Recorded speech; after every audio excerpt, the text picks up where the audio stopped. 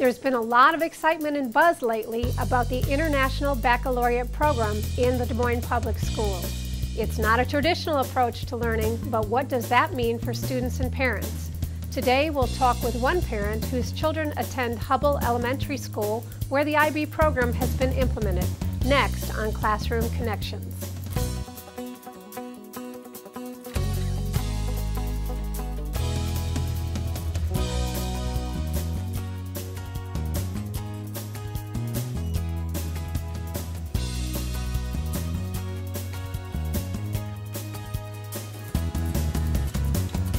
Hi, and welcome to Classroom Connections, a public affairs discussion on issues important to students, teachers, and parents in the Des Moines Public Schools. I'm Leigh McGivern, Director of Community Relations. In our last episode, we talked with David Johns, Humanities Curriculum Coordinator for Des Moines Schools.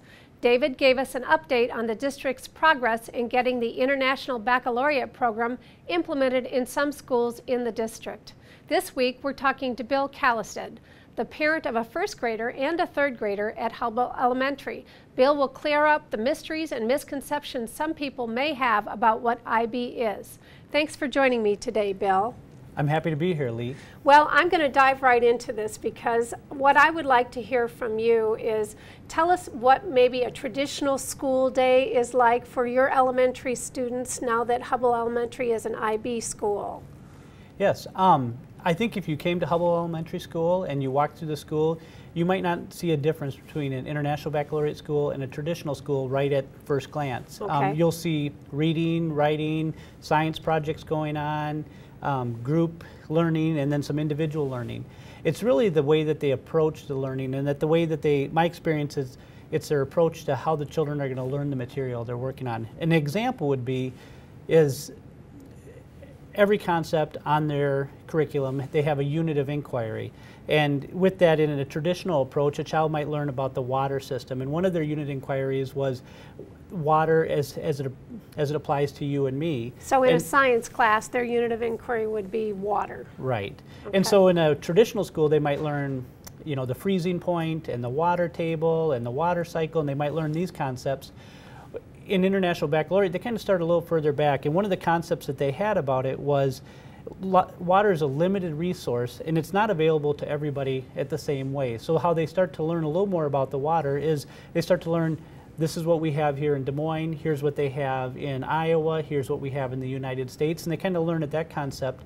My son's school chose to learn about Africa and what was happening in Africa. And it becomes a personal experience. And so one of the things they're doing, they're still learning the scientific points, you know, the freezing point, the water table, those things, but they're also additionally learning, as a class, they chose to raise some money from Masindu. They also had somebody come in who has been there a number of times and talk to them about traditional dress and them actually living there and carrying water to the community. And so they're learning about the community. It's a personal connection, but they're still able to memorize the 4 or 5 points. And so instead of maybe just regurgitating the information back out onto a test, they learn in a lot of different concepts. And that approach is applied to the core curriculum that all children learn at the elementary or middle school levels, correct? Correct. Correct. It is my understanding that in third grade there's certain concepts they have to understand in all third grades throughout all the Des Moines Public School, and my son would be able to respond the same way maybe another third grader at a different school would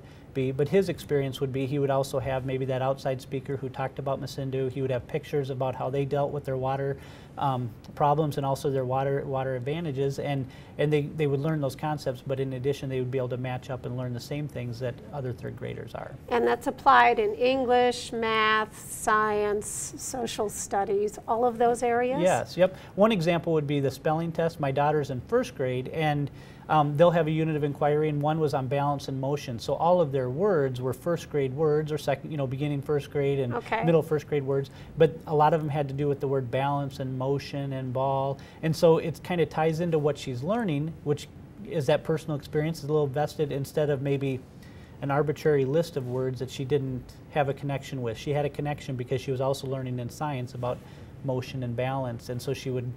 And so there was a tie into that spelling, but it was still the same curriculum of first grade letter words, and she would be able to respond and test out the same way other first graders would.